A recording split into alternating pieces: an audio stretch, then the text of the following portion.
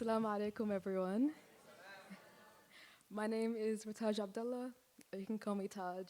I'm 18 years old, and I'm from the Djibouti people of Eritrea.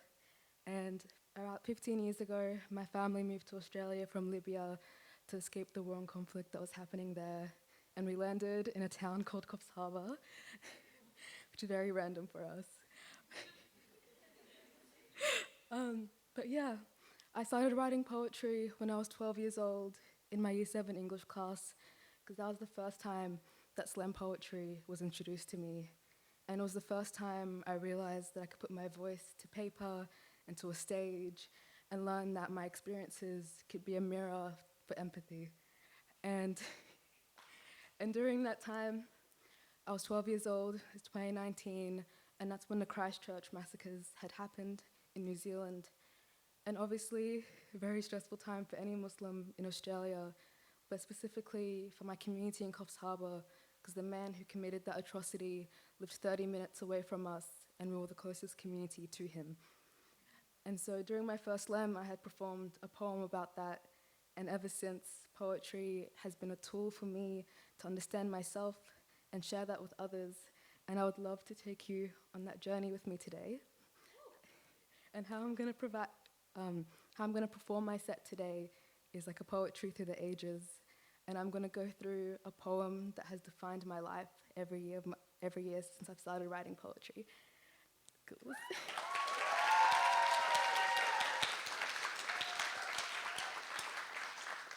This first one is for 18. I was born into a world already on fire. Born a child of two wars, one in my blood and one in the sky. The smoke never clears, and yet we plant our seeds in the ashes. They ask us why we plant in soil as dry as bone, in rivers that run backwards, but we plant because it's all we know, because something will grow. One night as a child, I watched my father stare at an old photograph, an olive grove he'd never touch again. He whispered to me, "Roots remember even when soil is stolen, even when branches snap."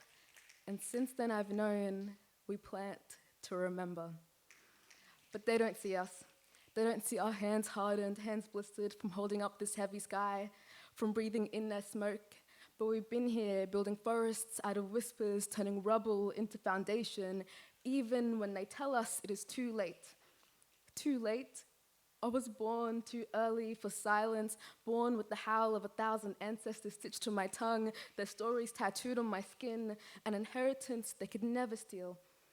When you carry the weight of a country on your back, you learn to make wings out of bones, learn that faith isn't just in the quiet prayers, but in the fist raised, in words thrown like stone at glass wall. This is how we survive, by cracking the sky open with our voices, calling to the stars until they answer.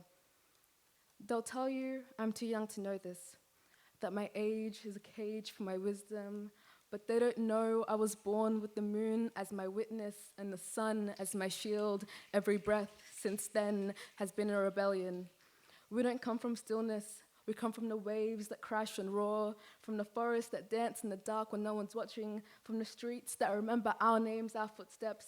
We've built this movement out of dust and bone, raised our banners from the ruins, and now they tremble at the thought that we are just getting started. But we've been here since the first tree was cut, since the first border was drawn, since the first name was erased, and still we plant. We plant our dreams in the cracks of their systems, in the spaces between their lives. We plant knowing we may never see the fruit, but knowing our roots run deeper than their destruction. So let them come with their laws, their axes, their empty promises. We've already learnt how to bloom in the dark, and when they say it's over, when they say there's no hope left to find, we'll answer back with roots that break stone, with the leaves that rustle of all those who came before us, with the pulse of the earth in our veins, and the fire of all our wars in our hearts, because we are the ones who plant, and we're just getting started.